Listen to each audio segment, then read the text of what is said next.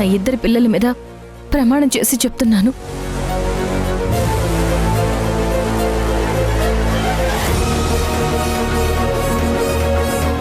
మీకే కాదు, మీలా మాకు డబ్బులు కట్టిన ప్రతి ఒక్కరికి తిరిగిచ్చేస్తాను.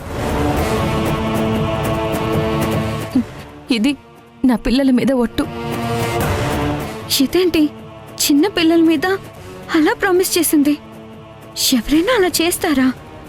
ఛీ!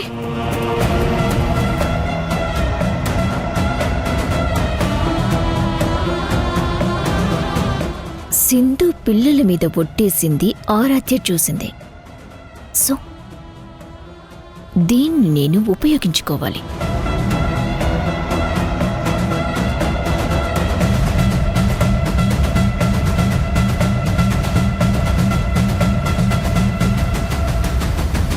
ఆరాధ్య, ఏంటమ్మా ఆలోచిస్తున్నావు? ఆవిడేంటి రిషి శశి మీద అలా ఒట్టు వేసింది? చిన్న పిల్లల మీద అలా ప్రమాణం చేయడం కరెక్ట్ కాదు కదమ్మా. నిజమే ఆరాధ్య, ఆ విషయం నీకు తెలిసినంతగా మీ పిన్నికి తెలియకుండా పోయింది. ఏ తన మీద ఒట్టు వేసుకోవచ్చుగా, లేకపోతే అత్తయ్య మీద ప్రమాణం చేయొచ్చుగా, అది కాకపోతే మీ బాబాయ్ మీద ఒట్టు వేయచ్చుగా.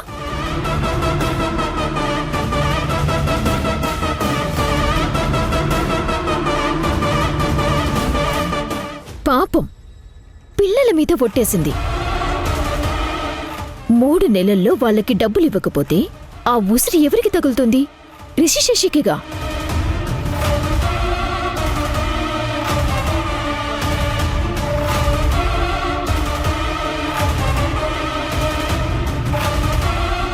సింధు నిజంగా తల్లేనా?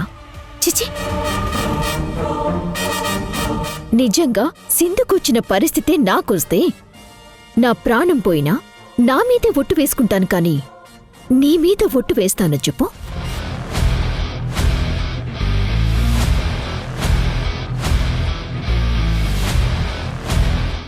అందుకే అమ్మగా నీకోసం నేనొచ్చాను. పిన్నిగా సింధు నీ దగ్గరికి రాలేకపోయింది. ఆవిడకి మానవత్వమే లేదు, ఎమోషన్స్ అనేవే తెలియవు. I hate Sindhu. ఛీ!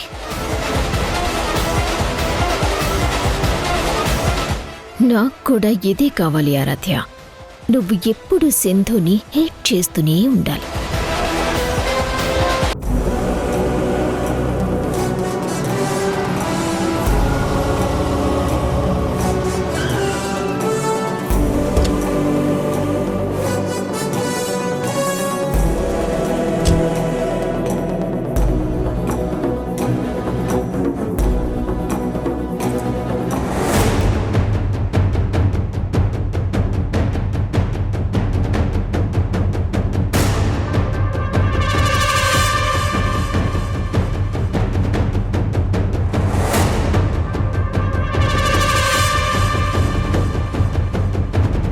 వెళ్ళండమ్మా, యష్ లోపలే ఉన్నాడు.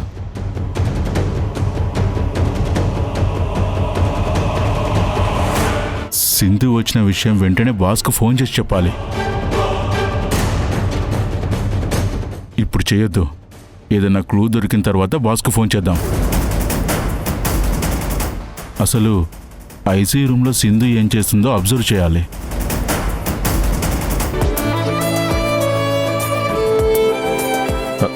సింధు, అమ్మా పిల్లలు ఎలా ఉన్నారు? ఏమైంది సింధు? ఎందుకంత డల్గా ఉన్నావు?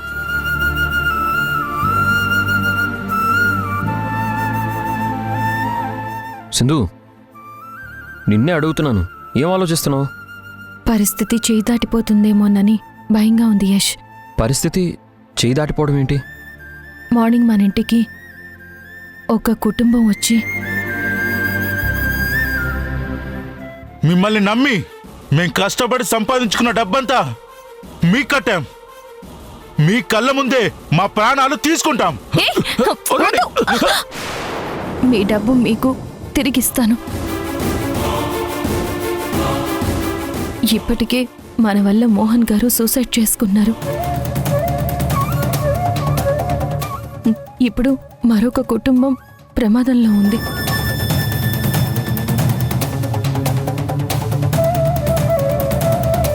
అయినా ఇంకెందుకు ఆలోచిస్తున్నావు నువ్వు? ఆ డబ్బు కట్టల్లో లొకేషన్ని ట్రేస్ చేసే జీపీఎస్ ట్రాకర్కి సంబంధించిన ఏదో బగ్ పెట్టానని చెప్పావు కదా. దాన్ని సాయంతో డబ్బులు తీసుకొచ్చి ఎవరి డబ్బులు వాళ్ళకి ఇచ్చేద్దాం. అప్పుడు నేను కూడా నిర్దోషిగా బయటకు వస్తాను కదా. ఆ మారుతీరావు, ఆ మధు పొలిటీషియన్ని దోషులుగా కోర్టులో నిలబెడదామన్నావు కదా. అన్నాను యష్. ఆ ధైర్యంతోనే నిన్ను అప్రూవర్గా మారి ఆ కేసులో మధు అండ్ బ్యాచ్ ఉందని కోర్టులో నిన్ను చెప్పమన్నాను. ఆ రోజు నుంచి ప్రతిరోజు చెక్ చేస్తూనే ఉన్నాను. బగ్ నుంచి ఎలాంటి సిగ్నల్ రావడం లేదు.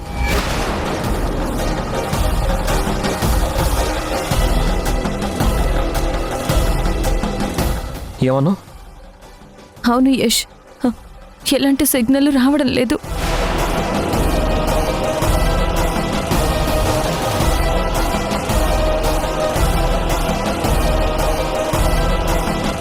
జడ్జి గారు, నేనే ఈ ఫ్రాడ్ చేశాను.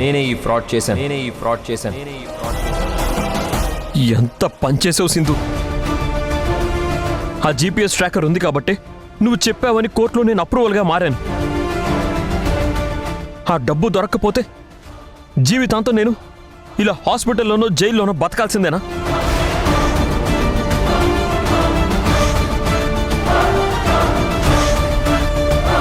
అసలు ఎంత పిచ్చి పని చేసామో తెలుసా? టెన్షన్ పడకు యష్. టెన్షన్ పడకపోతే ఇంకేంటి?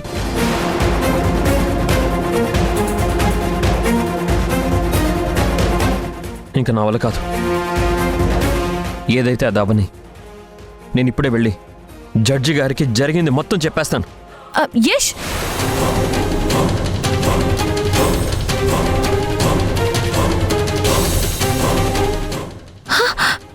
యష్, బాగా ఆన్ అయింది యష్. ఏమన్నా? అవును యష్.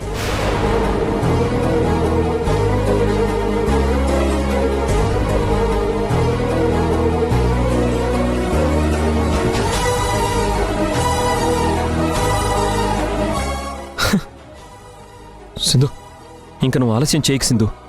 పోలీసులను తీసుకెళ్ళి ఈ డబ్బును మొత్తం బయటికి తీ. త్వరగా వెళ్ళు. అలాగే Yash. All the best Sindhu.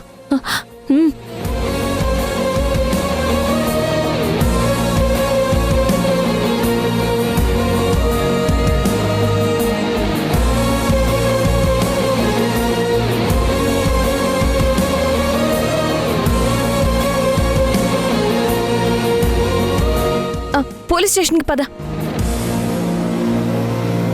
అనుభవించు రాజా, అనుభవించు రాజా. పుట్టింది పెరిగింది, పుట్టింది పెరిగింది ఎందుకు?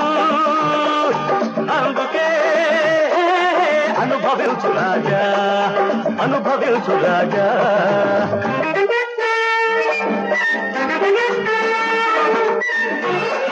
దేవా, ఎప్పుడు ఈ పాత పాటలు ఎందుకు?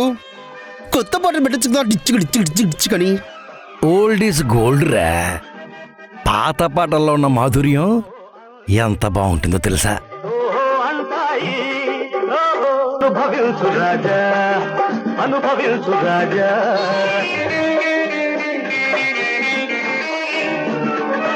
ఏడ్చే వాళ్లను నమ్మకు, నవ్వే వాళ్లను ఆపకు. ఎవడేమన్నా ఏదేమైనా పట్టిన పట్టు విడువకు. ఉన్న వాళ్ల మేలేకుంటే డబ్బంతా నీ దగ్గరే పెట్టుకుంటే మేమెలా అనుభవిస్తాం? ఈ దర్జాలన్నీ తగ్గేది. అనుభవించు రాజా, అనుభవించు. పెరిగింది ఎందుకు? మారుతీరావు, మా ఆవిడ ఊరికే సతాయిస్తుందయ్యా. తన సంగతి నీకు తెలుసు కదా. ఆ డబ్బు ఇచ్చేంత వరకు నన్ను ఫుట్బాల్ ఆడుకుంటున్నట్టు ఆడుకుంటుందయ్యా. నా బాధ అర్థం చేసుకోవయ్యా. మా షేర్ మాకు కావాలి, ఇచ్చేయి. ఆ డబ్బులు ఎక్కడున్నాయో చెప్పేసేయ్. ఆ డబ్బు చాలా జాగ్రత్తగా దాచిపెట్టాను.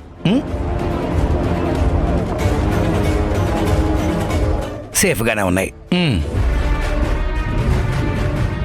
మీకు ఇవ్వాల్సిన టైం వచ్చినప్పుడు మీకు ఇస్తాను. అప్పటిదాకా కాస్త ఓపిక పట్టండి. మావయ్య, ఈ రిస్క్ అంతా ఎందుకు? ఎవరి వాటా వాళ్ళకిస్తే ఈ గొడవలే ఉండవు కదా. తేజ కూడా మన షేర్ ఇప్పుడొస్తుందని త్వరగా తీసుకొని అసలే కేసులో ఇరుక్కున్నాం. రేపేదైనా తేడా జరిగితే అసలుకే మోసం వస్తుందని నన్ను తెగ ఫోర్స్ చేస్తున్నాడు. పిచ్చి మధు, డబ్బు బయటికి తీస్తేనే అసలైన రిస్క్. ఆ సింధు మన దగ్గరున్న డబ్బు గురించి 1000 కళ్ళతో ఎదురు చూస్తోంది. పొరపాటున మనం ఆ డబ్బు బయటికి తీసిన విషయం సింధుకి తెలిసిందనుకో, అంతే, డాగలాగా వచ్చి మొత్తం తన్నుకుపోతుంది. ఓరి నాయనో, డబ్బు గురించి అడిగిన ప్రతిసారి ఏదో ఒక కథ చెప్పి మనల్ని మభ్యపెట్టేస్తున్నాడు. వీడి వాలకం చూస్తుంటే నాకేదో అనుమానంగానే ఉంది. మొత్తం డబ్బంతా కొట్టేయాలని ఈ మారుతీరావు ఏదో మతలబ్ చేస్తున్నాడని నాకు అనిపిస్తోంది. ఇక లాభం లేదు, తేల్చుకోవాల్సిందే. ఏరా మారుతీరావు, మర్యాదగా మా వాటా డబ్బులు ఇస్తావా లేక నిన్ను మడత పెట్టేమంటావా? నా కాలరే పట్టుకుంటావా? నీ పీక పట్టుకోలేదు, సంతోషించు. ఇదిగో పొలిటీషియనా, దిస్ ఇస్ టూ మచ్. నీ పెళ్ళం మరీ ఓవర్ చేస్తుందయ్యా. గౌరవం మర్యాద లేకుండా ఎలా బిహేవ్ చేస్తుందో చూడు. కాస్త నువ్వు చెప్పొచ్చు కదా, చెప్పు. ఏంటి చెప్పేది? చెబితే నా చంప పగలగొడుతుంది. ఇదిగో ఇలా ఉమెన్ హ్యాండ్లింగ్ చేస్తే మీకు ₹1 కూడా ఇవ్వను. ఏం చేసుకుంటారో చేసుకోండి. ఏంటి, ₹1 కూడా ఇవ్వవా? ఆ డబ్బేమైనా నీ కష్టాచిద్దాం అనుకున్నావా? జనాల దగ్గర కొట్టేసిన సొమ్మే కదా, పంచటానికి నీలుగుతున్నావేంటి? నిన్ను ఇవ్వనంటావా? ఇవ్వనంటావా? ఇవ్వనంటావా? ఇవ్వనంటావా? ఏంటి మేడం, మీరు వచ్చిన ప్రతిసారి మా దేవాకి దేహశుద్ధి చేస్తున్నారు. దేహశుద్ధి కాదు, డబ్బు ఇవ్వకపోతే వీడి దేహాన్నే లేకుండా చేస్తాను. ఈవిడికి గనక రివర్స్ అయితే ప్రాణం తీసినా తెస్తుంది. మొగుడినే లెక్క చేయడం లేదు ఇంక నేనంతా. ఈ రత్నాన్ని కొంచెం జాగ్రత్తగా ట్యాకిల్ చేయాలి. రత్నం గారు, మీరేటి వర్రీ కాకండి, మీ డబ్బు ఎక్కడికి పోదు. ఇప్పుడు ఆ డబ్బు బయట తీస్తే అందరం సింధు చేతికి దొరికిపోతాం. త్వరలోనే ఆ డబ్బుని వైట్గా మార్చేసి ఎవరి వాటాలు వాళ్ళకి సెపరేట్ చేసి ఇస్తాను. అనవసరంగా రచ్చ చేసుకుంటే మన గొయ్యి మనం తీసుకున్నట్టేనండి. కూసింత అర్థం చేసుకోండి. అవును రత్నం, ఈ ఒక్కసారికి మారుతీరావు నమ్ము. వీడి మీద నాకు నమ్మకమే లేదు. ఆ డబ్బు కొట్టేయడానికి వీడు డ్రామాలు ఆడుతున్నాడు. చూస్తా, ఇలా ఎన్ని రోజులు మభ్య పెడతాడో నేను చూస్తా.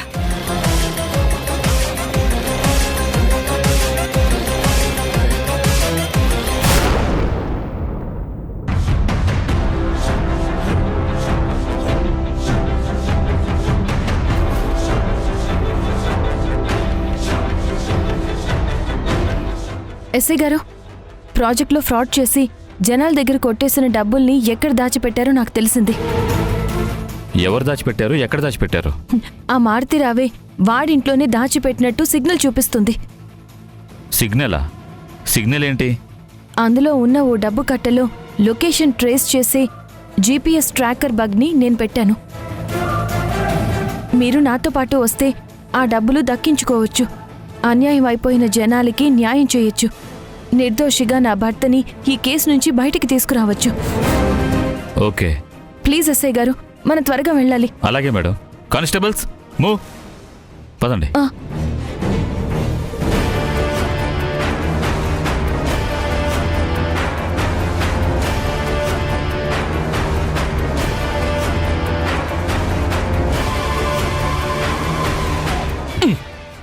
రత్నం గారు ఎందుకు అలా సీరియస్గా చూస్తున్నారు? అనుభవంతో చెప్తున్నాను, అర్థం చేసుకోండి. అసలే అందరం సమస్యల సుడిగుండంలో ఇరుక్కునున్నాం. ఇప్పుడు దాచిన డబ్బు బయటికి తీస్తే కొత్త సమస్యలు క్రియేట్ అవుతాయండి.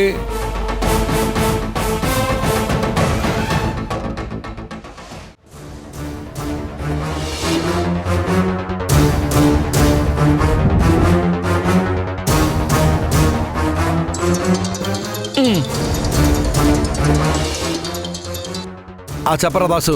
బాస్, నేను చెప్తే మీరు నమ్మడం లేదు బాస్. యష్ కోమలో లేడు బాస్, నార్మల్గానే ఉన్నాడు. ఒరే దాసుగా, నిన్ను నమ్మి ఇప్పటికే చాలాసార్లు ఎదవనయ్యాను. ఇంకా ఎదవం చేయాలో చూడకరా. నన్ను విసిగించకుండా ఫోన్ పెట్టే. అయ్యో బాస్, మీరు నా మాట నమ్మట్లేదు కాబట్టే ఎదవన్నారు ఎదవవుతున్నారు బాస్. అదే నమ్ముంటేనా ఎప్పుడో మీరు కేసు నుండి బయటపడేవాళ్ళు. ఒరే, ఎందుకురా అందరూ నాతో ఇలా ఆడుకుంటున్నారు? విలన్ లాంటి వాణ్ణి నన్ను చీప్ కమెడియన్ చేసి పడేశారు కదరా. బాస్, ముందు నేను చెప్పేది వినండి. మీరు దాచిన డబ్బు ఎక్కడుందో తెలిసిపోయిందట బాస్.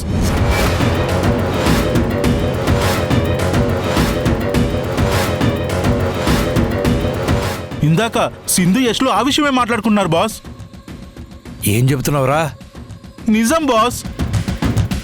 ఆ డబ్బు కట్టల్లో సింధు ఏదో జీపీఎస్ బగ్ పెట్టిందట బాస్. ఆ బగ్ నుండి సిగ్నల్ వస్తుందంట బాస్.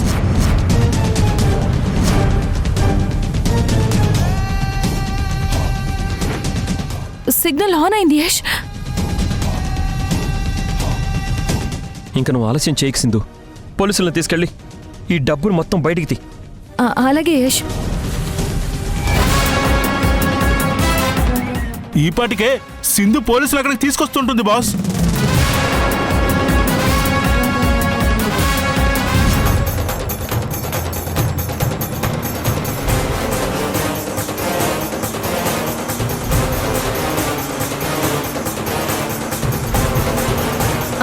లెఫ్ట్ పోనివ్వండి. అలాగేనమ్మా. ఏంట్రా? ఏంటి మారుతిరావు ఇంతలా టెన్షన్ పడుతున్నాడు? మావయ్య ఏంటి ఇంతలా షాక్ అవుతున్నాడు? ఇదేంటిది, దేవ అంత షాక్ అయ్యాడు?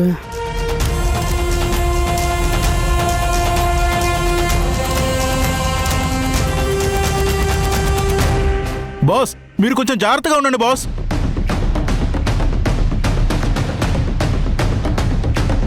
అయిపోయింది, అంతా అయిపోయింది. ఏమింది మావయ్య? మొత్తానికి మునిగిపోయా మధు.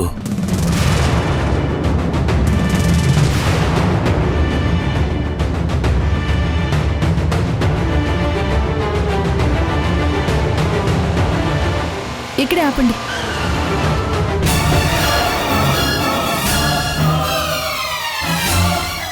సార్, లొకేషన్ ఇక్కడే చూపిస్తుంది. పదండి సార్.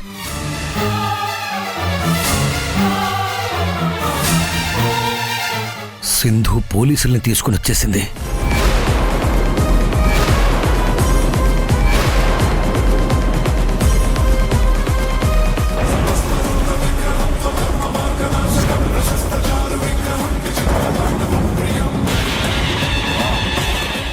ఈ రోజుతో ఈ దేవా చాప్టర్ క్లోజ్.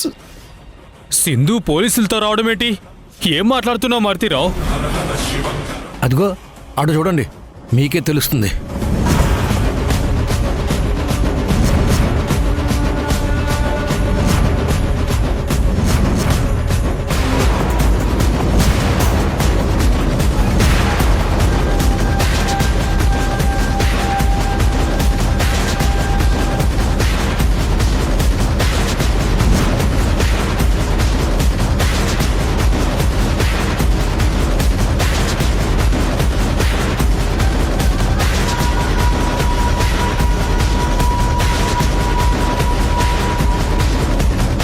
జనాల దగ్గర కొట్టేసిన డబ్బు మీ ఇంట్లోనే దాచిపెట్టారంట కదా. మేడం కంప్లైంట్ చేశారు. మీ ఇల్లు సెర్చ్ చేయాలి. ఇదిగోండి సెర్చ్ వారెంట్. ఏం మాట్లాడుతున్నారు అస్సయ్య గారు? మా ఇంట్లో కొట్టేసిన డబ్బు ఉండడం ఏంటి? ఈ సింధు మీకేదో అబద్ధం చెప్తోంది. అంతే. ఏది అబద్ధమో ఏది నిజమో అన్నది కాసేపు వెయిట్ చేస్తే అర్థమవుతుంది మంకీ మామ.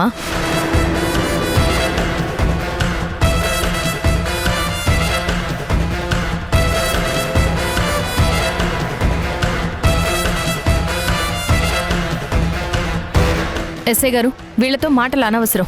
నా ఫోన్లో జీపీఎస్ సిగ్నల్ చూపిస్తుంది. ఆ డబ్బు ఎక్కడుందో నేను చూపిస్తాను, రండి.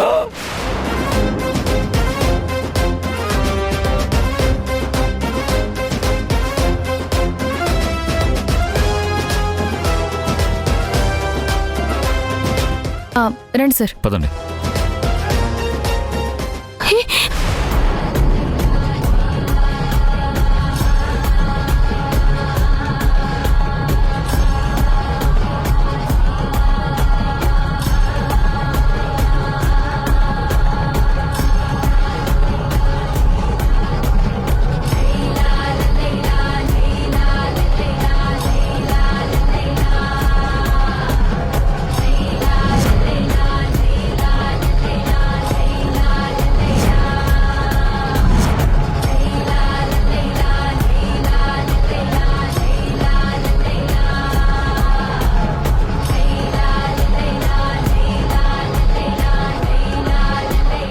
ఎస్ఐ గారు, డబ్బు ఈ రూమ్లోనే ఉన్నట్టు సిగ్నల్ చూపిస్తుంది. ఎస్ఐ గారు, ఇది స్టోర్ రూమ్ అండి. ఇందులో పనికిరాని సామాన్లు ఉంటాయి. మహాలక్ష్మి మహాలక్ష్మి డబ్బు అందరూ ఎందుకు ఉంటుందండి? ఉండదు. ఈ రూమ్కి ఇవ్వండి. నాన్న మళ్ళీ తిరిగి వస్తాడా? మళ్ళీ మనకి మంచి రోజులు వస్తాయి కదా. నాన్న, అమ్మ, నువ్వు, తాతయ్య, అక్క, మేము అందరం కలిసి హ్యాపీగా ఉంటాం కదా. తప్పకుండా మళ్ళీ మనకి మంచి రోజులు వస్తాయిరా. మనందరం కలిసి చాలా సంతోషంగా ఉంటాం.